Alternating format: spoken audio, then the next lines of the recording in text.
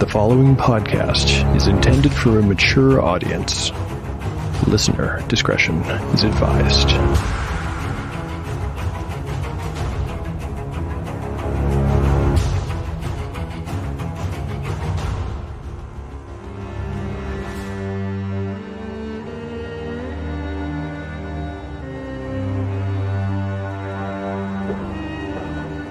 Welcome back to Tale of the Manticore. Like the creature from which it takes its name, Tale of the Manticore is a mashup, a crossbreeding between two different species of storytelling. Here you will find the unpredictability of old-school paper and dice games with the storycraft of a dark fantasy novel. No character is sacred, and no character will be spared if the dice decide their fate is at hand. The dice determine all. According to lore, the tale of a manticore is barbed with cruel iron spikes. There will be much pain in the days ahead.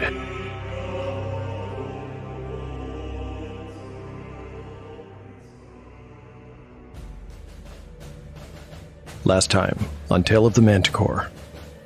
In the last chapter, Umura and Eridine return from their mission and deliver their prize, the flawless ruby taken from Wyvern's Kiss.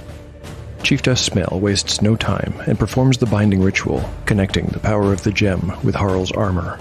Blacknail's suit of plate and mail now grants the wearer immunity to fire. This is what they've been waiting for, a fighting chance against Dragonfire, and so the time has come for the PC's final mission. Smale gives them a send-off that includes the recitation of a warrior's poem and the gifting of 2 magical potions.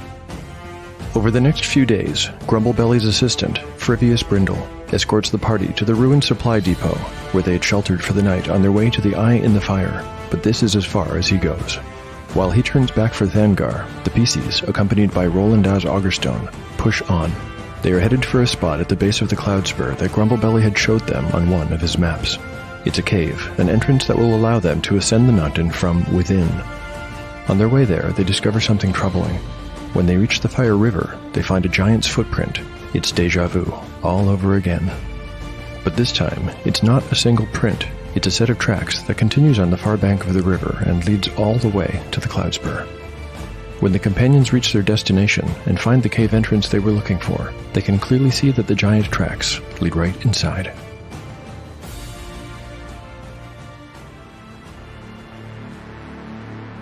It will come as a surprise to no one that a hill giant recently made its lair here, in the tower ruin atop the stone ledge at the back of the cavern. The damage to the tower is recent. The creature, unbelievably strong, tore down part of the building with its bare hands to make more room for its 12-foot-tall frame. Hill giants lack finesse, and it damaged the building more than it had intended to. The structure had once been a small guard tower. From its vantage on the ledge, attackers would have faced dozens of the Agagenites' crossbow bolts before they could cross the cavern and climb the stairs. This hill giant is stupid, but not so stupid that it can't recognize the value of high ground. The rubble from the extensive damage it has caused to the tower has, fortuitously, provided ample ammunition against anyone foolish enough to approach it. The companions are not fools, all the same. They still need to reach the tower if they plan to enter the Agagen by the back door. They are right to assume that climbing the mountain surface would be suicide. But how will they get past this monster when they can't even get close to it without braving a hail of jagged stone bricks? Well, I'm getting a little ahead of myself, I think. Let's roll some dice first to set the stage. Since they've been expecting to run into a giant for some time now, I'll rule that the party cannot be surprised. The giant, however, can be. Even if surprised, it won't take the monster long to become aware of the intrusion, but if it fails this roll, I'll allow the PCs to reach the cover of the cavern's massive stalagmite before the giant can hurl a chunk of masonry at them. Rolling a d6, on a 1 or 2, the giant is surprised. I got a 3.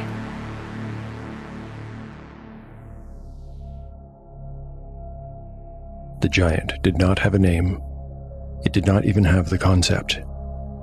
It was a solitary existence, communicating with no one. Therefore, it could not speak any language either. Some of the other, more intelligent species of giants had their own tongue, but hill giants were barely more than beasts. They ate, slept, and defended their lairs.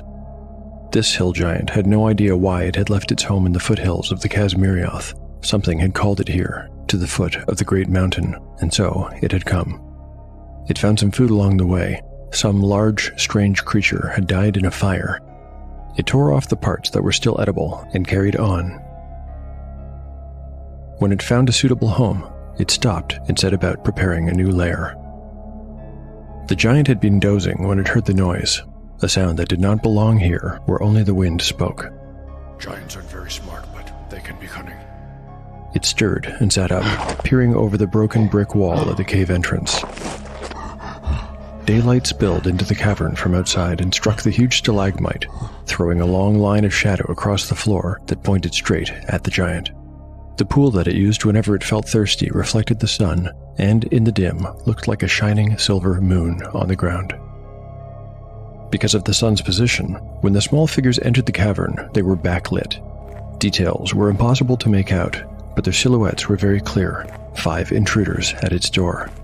This was good, for it had eaten the last of the horrible-tasting burnt meat and would need more food soon. It selected a brick, stood up, and hurled the missile at the figures with all its might.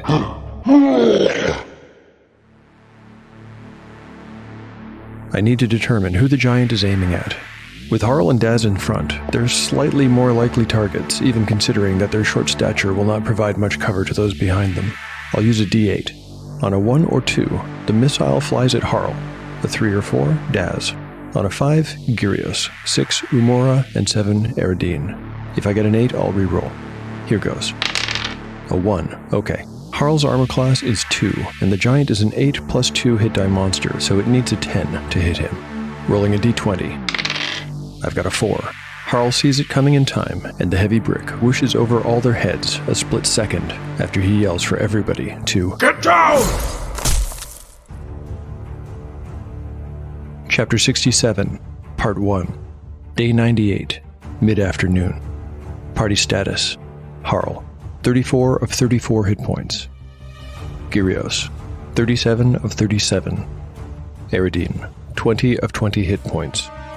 Umura, 25 of 25. Roland Daz, 17 of 17. Spells available. Umura has memorized Hold Portal, Charm Person, Levitate, Knock, Lightning Bolt, and Water Breathing. Gyrios has prayed for Cure Light Wounds ×2, Resist Fire, Speak with Animals, Striking, and Create Water. Over there! Yelled Harl, springing back to his feet and sprinting to the protection of the massive stalagmite. Eridine got there before anyone else, but Daz was right on her heels. The slowest of them was Harl, but he managed to dive behind cover just before a second brick whipped by and clattered on the rock floor near the cave mouth.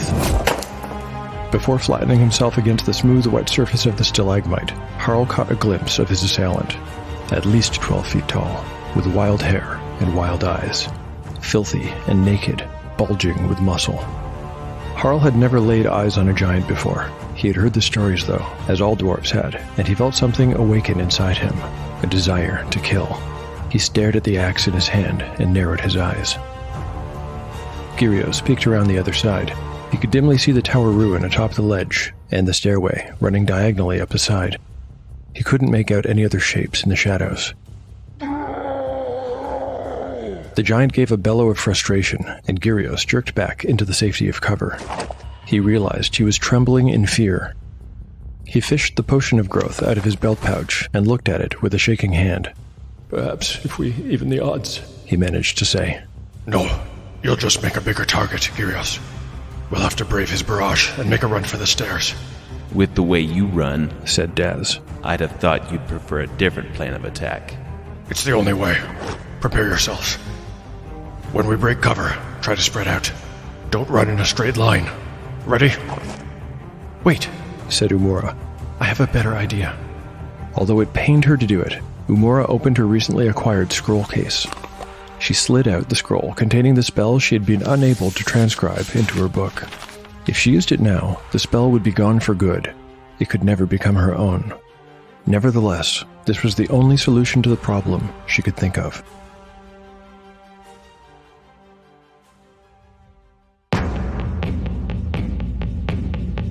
happens when you take 5 newbies to D&D and put them in an actual play podcast?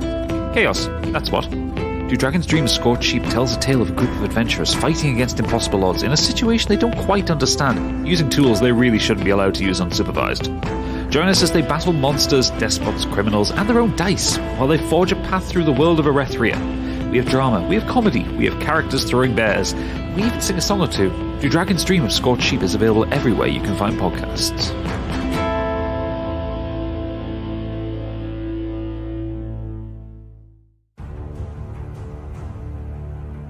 Umura tried not to think about what she was about to do.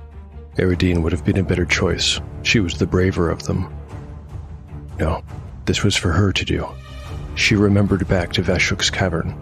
She tried to remember the feeling of Kagan's hand on her elbow from behind, letting her know he was there for her. Are you there for me now? She whispered under her breath. Kagan, are you watching me now? She read the scroll, and as she uttered the final syllable, it disintegrated in her hands. Umura felt the magic flow through her. She pulled the hood all the way off her lantern and stepped away from the stalagmite into plain view. The giant on the ledge responded to the movement and light immediately, bellowing a challenge. In seconds, a huge fragment of stonework was flying straight at her. She stood her ground. Now! She called. Daz, Harl, and Gyrios broke cover and sprinted for the stairs. Moments before the chunk of rock would have struck her, it dropped straight down in mid-flight, as though swatted to the floor by an invisible hand. At least, that is what Umura thought would happen.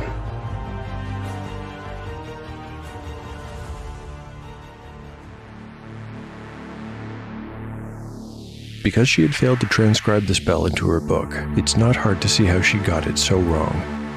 Umura doesn't truly understand how this magic works, and she does not realize that the spell, Protection from Normal Missiles, only works against small missiles. The expert rules specifically states that thrown boulders are not affected by the spell. This is an honest mistake that came about in gameplay the same way it would have if the game were being played live in a group with the DM who was separate from the players. Simply put, I messed up. It's the player's job to know their spells, and I didn't even read the spell description until after I had cast it in play. This could be bad for our sorceress. Furthermore, Umura isn't even making an effort to get out of the way, so I'm going to give the hill giant a +2 on his attack roll, not that he'll need it. The giant will only need a 2 on a d20 to hit her. Well, here we go. It's possible I'll roll a 1, I suppose. A 16. Umura is about to take 2d8 damage. Might as well roll that now, too. She'll take 7 points. Somehow she knew in the final instant that she had made an error. The impact would have been worse if she hadn't doubted herself and stepped just a little to the side. Instead of hitting her square in the chest, the rock struck her left arm and spun her like a top. Her lantern fell to the floor and started rolling away. Dizzy, she tried to crawl after it on hands and knees. Her arm was wet with blood, and her mind raced. What had happened? Why hadn't it worked? There was no time to figure it out now. She had to do something before the giant noticed the others. Reaching out, she grabbed the lantern and sprang to her feet. Before she even knew what she was doing, she called up at the giant. Hey! I've lost my mind, she had time to think. Just then, Eridine poked out from cover and loosed an arrow. The monster roared again as the arrow smashed against the cavern's back wall, missing its mark but ruining the giant's aim. The brick it launched fell short, but there was no shortage of ammunition. Now Umura strafed right, swinging her lantern and trying to draw the monster's attention to her. She had no choice. She had to buy time for the others. Some part of her still hoped the spell might even begin to work, but she wasn't going to stand still and wait for another rock to hit her. Not this time. The giant was now dimly visible atop its high vantage.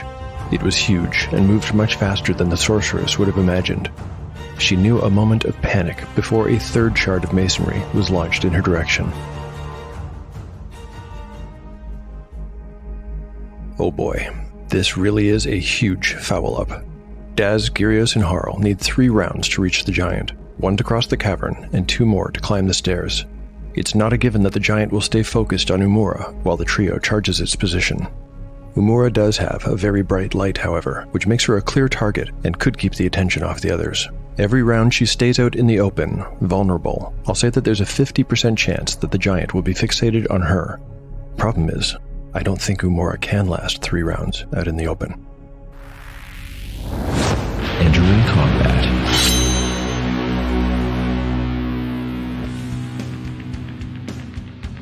Whatever happens here, I'll allow Eridine to get off, I'll say 2 shots with her bow as she pops out from cover and then quickly hides behind the huge stalagmite once again. Here's the first target check. Rolling high, low. High means the giant keeps its current target. A 17. The giant continues to hurl bricks at Umura. Now that she's a moving target, he'll need a 4 to hit her. That's slightly better, but still feels significantly south of safe. Umura currently has 18 hit points. I can't see any reason to roll for initiative yet. I'll call it simultaneous action until melee begins. The giant hurls another brick at Umura. An 11 hits for 8 points of damage this time. The brick bounces off the floor before striking her in the stomach and knocking her flat on her back. While she scrambles to her feet, Eridine fires her bow. I'm applying a -2 penalty due to the giant's partial cover and distance. All things considered, she'll need a 14 or better. The roll. A 14! Ha! Eridine is a hell of a good archer. Damage will be 6! Nice! I suppose I had better determine how many hit points the giant has now. Rolling 8d8 plus 2. Let's see, I don't have 8 d8s. I'll do it in a couple batches. Okay, 18 and 16 plus 2 is 36. Well, after that arrow hit, it's an even 30. At this point, Gyrios and the 2 dwarves have just reached the stairs. Let's do another target check. Who will the giant attack? Same as before. If it's Umura, she could well be killed right here and now. Bad luck. Unlucky 13 means the giant is not distracted from his original target. The light seems to be doing its job. I hope Umura doesn't have to pay the ultimate price for my error. Rolling to hit. A 9 hits. Umura has only 10 hit points. This could be bad. Rolling 2d8 for damage. 8 points. Umura has only just picked herself off the ground when a 3rd brick strikes her, this time in the back of the head. Her vision goes dark for a few seconds as the sorceress lurches and stumbles around as though drunk. It is Eridine who saves her when she dashes out, grabs her by the back of her cloak, and yanks her out of harm's way. The melee fighters are now halfway up the stairs. The giant finally notices them and will spend his last round trying to push a section of wall off the ledge and onto their heads. Collapsing the wall is not a problem for something of this size and strength. As for the characters, I'll have each of them make a dexterity check to avoid taking 1 to 8 points of damage from the falling bricks. Daz is first. He'll need an 18 or lower. Yikes, 18 on the die, but that is a success. He flattens himself against the ledge wall just in time to avoid the cascade of falling bricks. Harl is next. His dexterity is just a 7. I rolled an 8, so close. Harl's going to be hit for 6 points. Gyrios is last. He's strangely agile for a cleric and has a dexterity score of 14. His roll. A 5. He gets his shield up in time, and while the masonry hammers it and numbs his arm, he is not hurt. Eridine can take one more shot before her companions reach the top and melee combat begins. As before, she needs a 14. 18! Honestly, how can this woman be so insanely badass? Rolling damage. Another 6! The giant, now with 2 arrows sticking out of his body, cries out in pain, picks up a huge bone club, and rushes forward to meet his attackers. Round 1. Initiative. The party. A 4. The hill giant. A 5. Despite its size, the giant does not lumber and stomp around. It springs over the pile of rubble and launches itself at Gyrios with amazing speed. The bone club whips across in a blinding white arc. An 11 will hit. I've got a 16. The club slams into the cleric for 10 points. Gyrios is smashed back into the tower wall, and the wind is knocked out. Now it's the party's turn. Eridine fires again. Can she make it 3 in a row? A 9. Her arrow flies wide. She pulls another from her quiver and knocks it in one fluid motion. Daz is eager to prove himself. He swings his grandfather's axe with all his might. He'll need a 12. A 5 will not do it. Perhaps Harl can land a hit. He needs an 11. Oh, a 1. The giant slaps him to the side and Harl's axe goes skittering away. Another few inches and it would have fallen right off the edge. Gyrios needs a 12 to hit with his magical mace. Remember that this weapon now has the additional striking property. Well, let's see if it hits first. An 18! It sure does. He pushes himself off the wall and cracks the hill giant on the kneecap. Damage will be 1d6 plus 1, and if he rolls a 6, the damage die will explode. Here's the roll. I got a 3 on the die. That's 4 points of damage, bringing the giant down to 26. Round 2. Initiative. The party. 1. The hill giant. 3. The hill giant is really too dumb to employ any kind of strategy, and will swing at a random target each round. This round it'll be Gyrios again. It needs an 11 to hit the cleric. A 15 hits, but for just 5 points. The club swing misses, but the giant follows up with a kick that catches Gyrios right in the chest. The party retaliates. Daz chops down with his weapon. A 7 is yet another miss. Harl dives for his axe, catching it before it can slide off the edge. He rolls to the side and then clambers up a small pile of rubble, where he rejoins the fight. That just leaves Gyrios and Eridine. Gyrios tries to connect with his mace again. He needs a 12. A 2. That kick was hard enough to addle his brain, and his aim is off. Eridine takes her shot. A 6. Well, that is a goose egg of a round for the PCs. They'll have to do better than that if they want to get past this monster. It is round 3. Initiative. The party. A 1. The hill giant. A 4. The giant is dominating this fight, and it can sense it. It makes a weird huffing sound as it towers over Daz and attacks. It'll need a 12 to hit his AC of 0. A 5 misses, and the nimble dwarf dives to the side and, springing back up, swings his axe low. Finally, a 15 hits, rolling damage. 7 points. He hamstrings the giant, and hot blood sprays everywhere. While the giant stumbles, Harl brings his axe over his head and then straight down. A 10 just misses, and the blade of the axe strikes the rock floor, sending sparks flying. A half-inch more to the right, and the giant would have lost a few toes. Gyrios tries to hit the flank. A 15 will do it. He smacks the giant in the hip for 3 points. Eridine looses another arrow. A 17 with a thwack.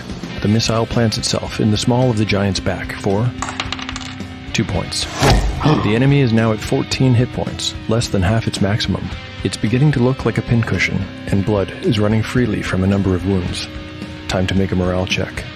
The giant's morale is an 8, rolling 2d6. Oh, an 11. Is this a Tale of the Manticore first? Maybe it's just been a really long time. Okay, so the giant has failed its morale check. What would it do? Surrender?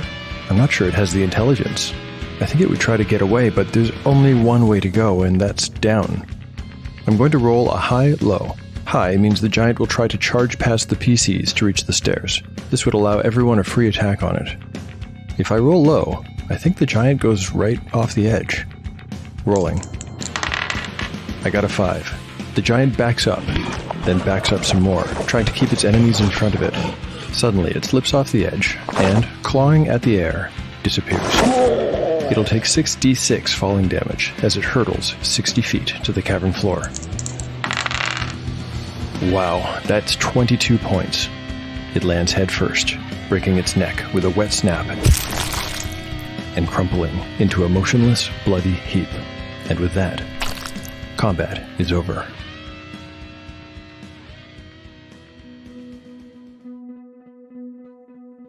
Gyrios took a couple of nasty hits, but when Harl turned to ask him if he was all right, the cleric had already reached the stairs and was running back to check on Eridine.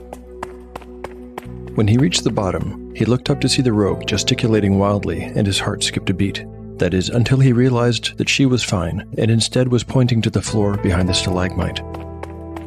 When he arrived, he understood. Umura was on the ground, curled up in the fetal position, and lying in a pool of blood. She was unconscious, but still breathing. Gyrios cast Cure Light Wounds on her once, and then again. After the second casting, the sorceress's eyes fluttered open. She coughed up a little blood and looked at the cleric's concerned face. I almost got you all killed, she whispered. Fat tears spilled down her cheeks.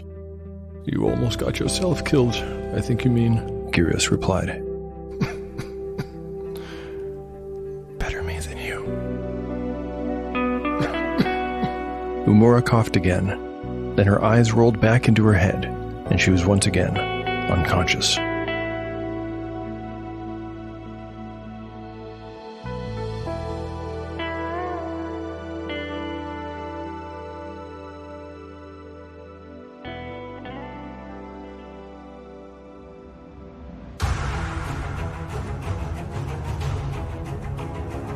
Thank you for listening to Tale of the Manticore. If you like what you've heard and want to support the show, there are now 4 ways to help. You can recommend the show online or to friends. You can like and retweet episode announcements on Twitter. You can pick up One Shot in the Dark, available for $1.50 on DriveThruRPG. And finally, you can rate or review the show on your podcatcher of choice. My thanks to everyone who supports the show. I'd like to read a review from iTunes today. This one was posted by Mr. JDM. Mr. JDM writes, "Meshing these 2 art forms was very inspired. The results are fantastic and enthralling." Thanks very much for that kind review, Mr. JDM. I'm hoping that others will try this hybrid format too. Hey, to everyone listening, if you've been thinking about giving it a go, I say, don't hesitate. There's a lot of room here for creative expression. Speaking of creative expression, back in the role of Daz is Jared Grimm. Find Jared on Twitter at CrazyDrunkenElf. I'm on Twitter too if you care to get in touch. Find me at ManticoreTale, or if you prefer Instagram, I'm at Tale of the Manticore Podcast. My email is taleofthemanticore@gmail.com.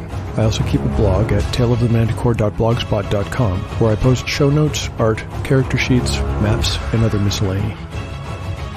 The story will continue on the next episode of Tale of the Manticore, the story where chaos rolls.